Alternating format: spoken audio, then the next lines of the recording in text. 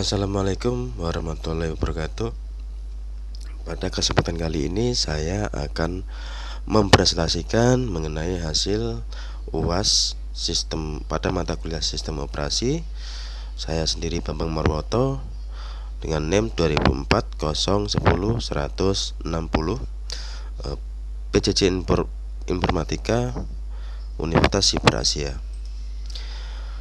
Untuk soalnya sendiri, yaitu mengerjakan yang pertama, apa itu sistem operasi, jelaskan fungsi dari sistem operasi. Yang kedua, menyebutkan karakteristik dari sistem operasi open source dan closed source. Yang ketiga, gambarkan skema dari sistem komputer. Yang keempat, jelaskan apa itu perangkat input, proses, output, dan memori serta perangkatnya. Yang kelima, jalankan langkah menginstal Windows 10 atau Ubuntu 2022. Pilih salah satu. Untuk yang pertama sendiri, apa itu sistem operasi dan jelaskan fungsi dari sistem operasi. Sistem operasi adalah perangkat lunak yang mengelola sumber daya komputer seperti memori, CPU, perangkat keras, dan perangkat lunak lainnya, serta menyediakan antarmuka untuk interaksi antara pengguna dan komputer. Fungsi sistem operasi meliputi yang pertama, mengelola sumber daya komputer, menjalankan aplikasi dan program. Yang ketiga, mengatur akses dan keamanan. Yang keempat, mengelola file dan data. Yang kelima, menyediakan antarmuka pengguna untuk interaksi dengan komputer. Yang keenam, mengoptimalkan penggunaan komputer. Yang ketujuh, meningkatkan efisiensi dalam bekerja dengan perangkat lunak dan perangkat keras, atau bisa disebut hardware dan software. Yang kedua, karakteristik dari sistem operasi open source dan closed source. Yang pertama adalah kode sumber dapat diakses.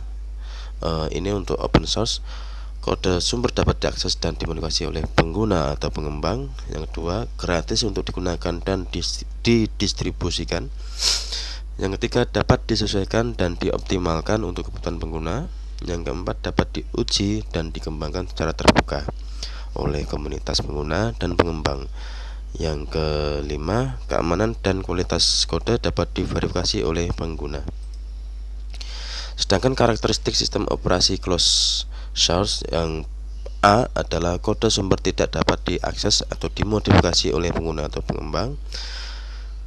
B kemudian biasanya berbayar atau memerlukan lisensi untuk digunakan dan didistribusikan. Yang C, kualitas dan keamanan komputer bergantung pada pengembang atau vendor yang membuatnya. D, tidak dapat disesuaikan atau dioptimalkan oleh pengguna. Kemudian yang E, dapat memiliki dukungan atau layanan pelanggan yang lebih baik daripada vendor atau pengembang. Yang ketiga, gambarkan skema dasar sistem komputer.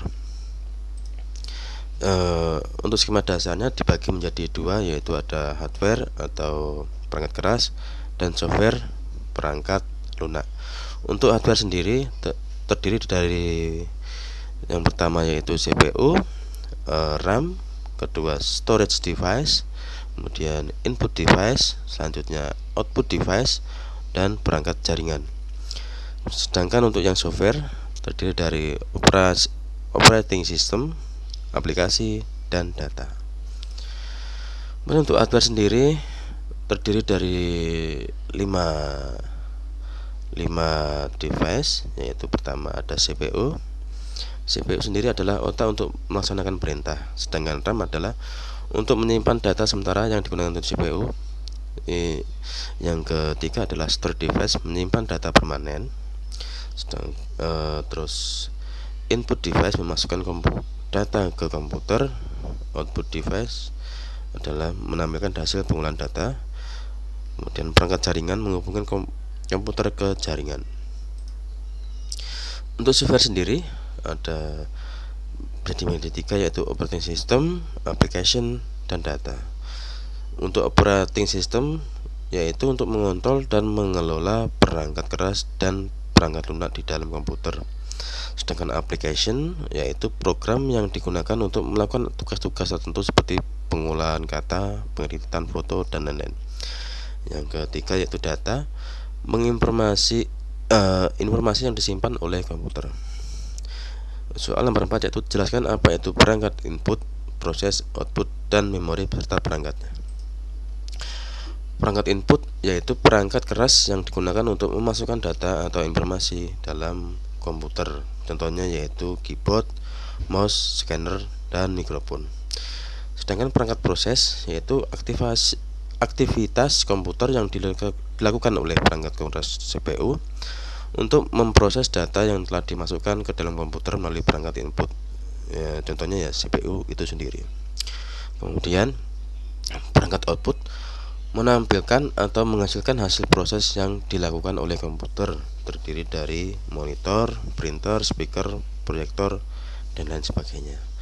Sedangkan untuk perangkat memori, tempat penyimpanan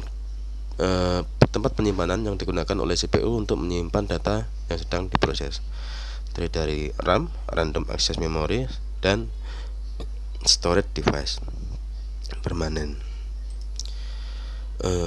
Nomor 5, saya memilih untuk menginstal untuk Windows 10. Langkah menginstal Windows 10. Yang pertama yaitu persiapkan media instalasi. Dapat menggunakan DVD instalasi atau membuat bootable USB menggunakan media crashing tool yang tersedia di situs web resmi Microsoft. Yang kedua, masukkan media instalasi ke dalam PC dan reset PC. Yang ketiga, selama proses booting, tekan tombol untuk mengakses boot menu, biasanya tombol F12 atau Del, dan pilih media instalasi dan opsi pengaturan lain yang diperlukan. Nomor 4 yaitu setelah boot dari media instalasi, pilih bahasa, zona waktu, opsi pengaturan lainnya dan yang diperlukan. Yang kelima, setelah boot dari media instalasi, pilih bahasa, zona waktu, dan opsi pengaturan lainnya yang diperlukan. Nomor 6 yaitu memasukkan product yang diperlukan atau pilih opsi I don't have a product key jika Anda tidak memiliki saat ini. Yang ketujuh, pilih jenis instalasi yang diinginkan atau upgrade atau instalasi bersih. Yang kedelapan, pilih partisi tempat Windows akan diinstal. Jika tidak ada partisi yang tersedia, buat partisi baru. Yang kesembilan, setelah partisi dipilih, proses instalasi akan dimulai. Tunggu beberapa menit hingga proses instalasi selesai. Yang ke-10, setelah selesai akan diminta untuk mengatur akun pengguna dan password. Yang ke-11, setelah akun pengguna dibuat, akan melihat desktop Windows 10. Yang ke-12, install driver perangkat keras dan software aplikasi yang diperlukan. Yang ke-13, selesai. PC sudah siap digunakan dengan Windows 10. Terima kasih. Semoga hasil presentasi ini bisa memenuhi untuk penilaian pada mata kuliah Sistem Operasi PJJ Informatika Universitas Siber Asia. Waalaikumsalam warahmatullahi wabarakatuh.